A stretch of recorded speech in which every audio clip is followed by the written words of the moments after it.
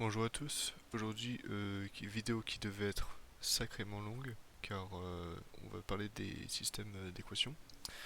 Je vais parler de la méthode de substitution qui est juste ici. Ensuite la méthode du pivot de Gauss.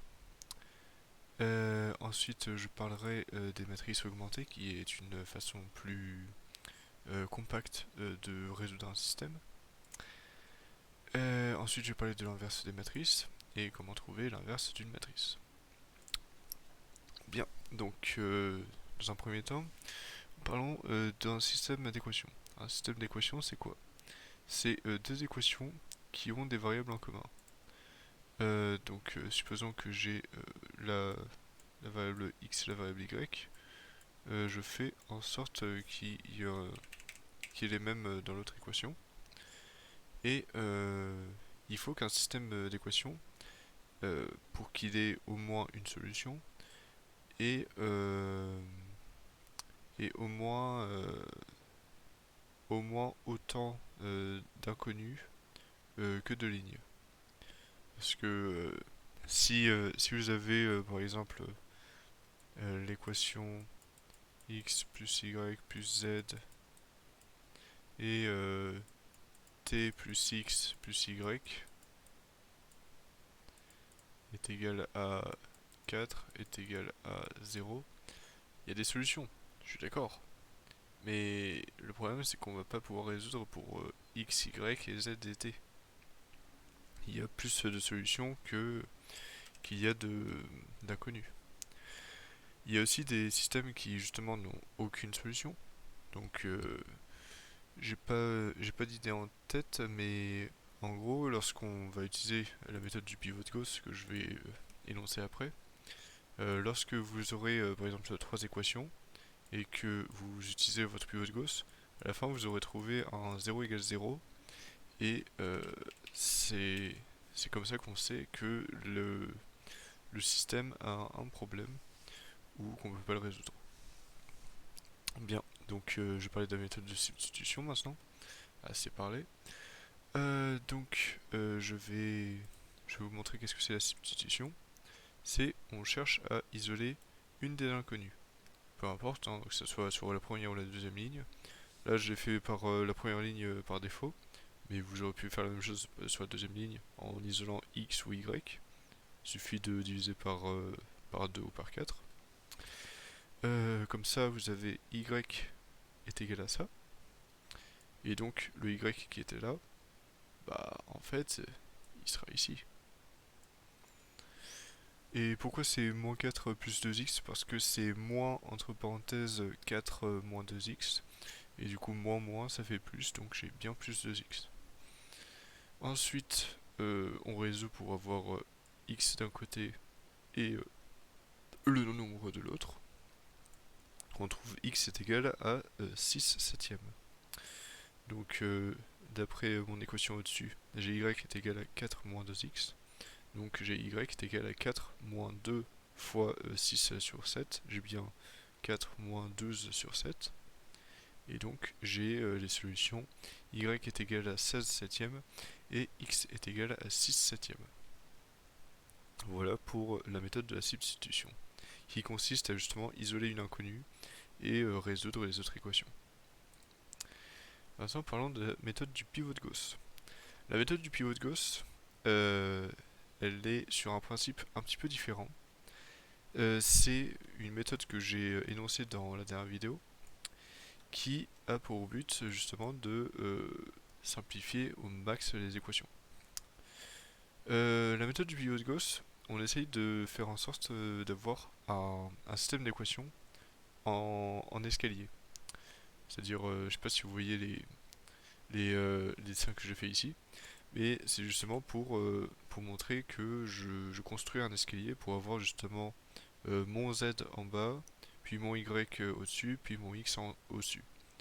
Vous verrez que ce qu'on va faire c'est décrescendo et crescendo. Et ensuite on va trouver du coup les solutions qui sont ici. Elles sont affreuses, elles sont moches, donc heureusement que cette méthode nous permet de trouver ça plus rapidement que la méthode de la substitution. À présent, Je vais vous montrer comment ça marche. Euh, on note donc les trois lignes d'équation, les trois lignes du système, L1, L2 et L3. Donc ça veut dire que si je fais L2 devient L2 moins L1, ça veut dire que je fais cette ligne, hop, je vais m'y retrouver, je fais cette ligne moins celle-ci. Donc du coup, pour justement faire disparaître le x et avoir ensuite ce qui reste de l'équation. Donc je fais bien disparaître mon x. Pareil pour ici, je fais, euh, je fais L3 moins L1, je fais disparaître le x, et j'ai donc bien cette équation-là. C'est franchement très compliqué à le voir dès le début, mais en gros c'est comme si on faisait ce côté de l'équation moins ce côté de l'équation est égal à ce côté de l'équation moins ce côté de l'équation. C'est en gros ça qu'on doit faire dans notre tête, et j'avoue que c'est franchement peu intuitif au tout début. Donc ensuite on fait la même chose, hein.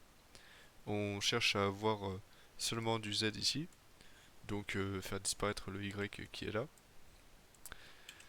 On fait donc L3 devient L3 moins 2 septièmes de L2, pour justement avoir du 2y moins 2y. J'ai donc cette équation. Hop. D'ailleurs, je vais peut-être me mettre en rouge parce que la plupart des trucs sont en orange.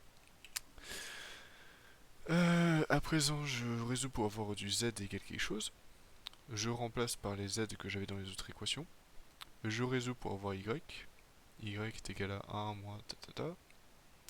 Je remplace encore dans l'équation au-dessus avec y et je résous pour x. Et à la fin, je trouve ces solutions. Hop. Il y a une façon plus compacte et moins gênante visuellement de s'en sortir. C'est le principe de la matrice augmentée. Une matrice augmentée, c'est quoi? C'est une matrice qui représente un système. Donc ça veut dire que tout ce qui était là, euh, merde, tout ce qui était ici, devient ce qui est ici. Donc c'est à dire que le 4 qui est là, on le retrouve ici, le 5 qui est là, on le retrouve ici, le 4 qui est là, on le retrouve là, le moins 7 qui est là, on le retrouve là, le moins 3 qui est là, on le retrouve là, etc. etc. D'ailleurs, il faut faire attention à ne jamais échanger de colonnes sur les matrices. À moins que vous soyez hyper flexible avec les matrices, mais je pense que ça fait aussi bien chier pour vous que pour le correcteur.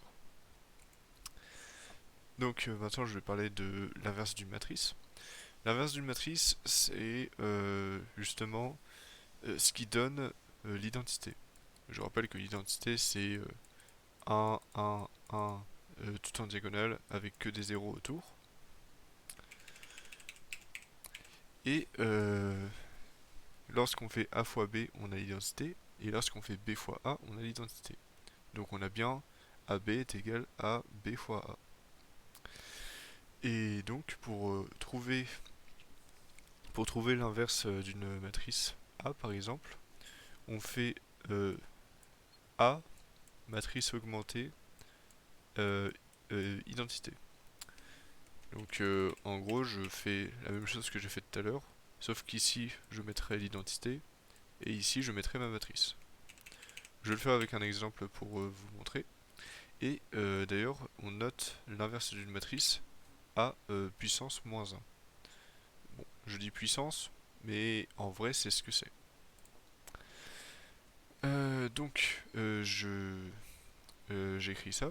J'ai b est égal à 1, 0, 0, moins 1, 2, 0, 0, moins 1, 1. Je fais en sorte de savoir si le système euh, est, euh, est compatible. Donc est-ce qu'il y a une solution? Et donc s'il y a une solution, c'est que b est inversible. Et si b est inversible, c'est qu'on peut trouver la matrice inverse qui se trouve juste ici. Donc on résout le système. On a donc, d'ailleurs là c'est un 2. On a 1, 0, 0, on fait en sorte d'avoir du 0 ici. Donc on va additionner les listes 1 et les listes 2. Ce que j'ai fait juste ici. Donc j'additionne, j'ai quoi? J'ai moins 1 plus 1, 0. 2 plus 0, 2. 0 plus 0, 0. 0 plus 1, 1. 1 plus 0, 1. 0 plus 0, 0. Et c'est bien ce que j'ai écrit ici. Ensuite, je fais la liste 2 et devient la moitié de la liste 2. Donc, la moitié de 0, c'est 0. La moitié de 2, c'est 1. La moitié de 1, c'est 1 demi. La moitié de 1, c'est 1 demi. Etc., etc. Et je trouve bien ça.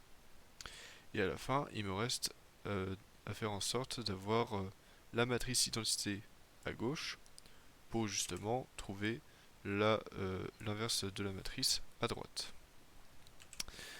Donc je résous, je fais en sorte d'avoir du 0 ici. Donc je vais additionner cette ligne là avec cette ligne là.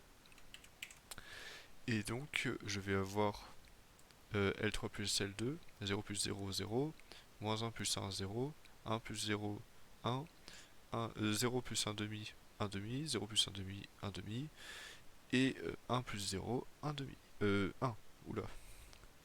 Et donc j'ai bien cette matrice qui est l'inverse de ma matrice B.